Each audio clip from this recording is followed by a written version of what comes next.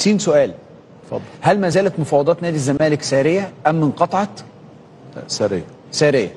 سين سؤال تاني، هل ما زالت رغبه حامد حمدان الاولى هي نادي الزمالك؟ والله احنا بالنسبه لحامد، مأجل الموضوع في العروض. ماشي. كلام في كل العروض لحد بعد البطوله ان شاء الله. لحد بعد البطوله ان شاء الله.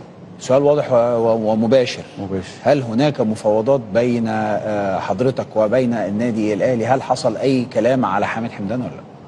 يعني انا انتبه لحضرتك من ساعه ما دخلت معاك الاستوديو وانا برد على كل الاسئله. اعفيني من السؤال ده. اعفيك من السؤال ده. اعفيني من السؤال ده. ماشي.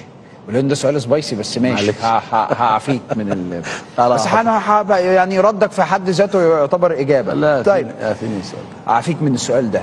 احنا بنتكلم في وقت قد ايه هتبتدوا تفتحوا الملفات بتاعه المفاوضات اللي عندكم؟ بعد البطوله مباشره ان شاء الله. بعد البطوله مباشره ان شاء الله يخرج بالبطوله بالسلام ان شاء الله. يا ربنا يكرمهم فيها في البطوله دي. بعدها ان شاء الله كل حاجه نرجع مصر بالسلامه بعد كده الله ربنا سبحانه. هل في كلام من السواحلي الليبي فعلا؟ حصل كلام. حصل كلام من السواحلي. حصل كلام. حصل من اهل بنغازي. حصل اهل طرابلس. حصل من اهل طرابلس والسواحلي. وارقام. ارقام. يعني ما شاء الله بسم الله ما شاء الله احنا بنتكلم على عدد كبير من العروض لحمد حمدان لحد دلوقتي.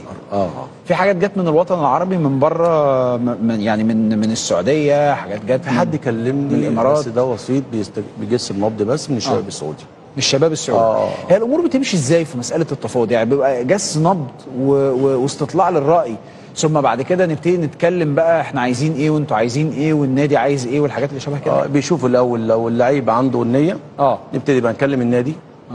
نشوف فلوسه ايه، نشوف فلوس النادي ايه، الكلام ده كله. الامور بتمشي في الاتجاه ده.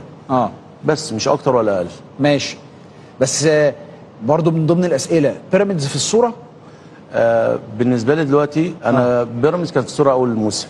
اول الموسم كان بيراميدز في الصوره. معايا دلوقتي مش في الصوره؟ لا ما حدش كلمني الصراحه. دلوقتي حدش كلمني. وفي الاهلي قلت لي انا متحفظ على الاجابه، معلش ما تسالنيش السؤال ده. ايوه. طيب خلاص كده هي وصلت.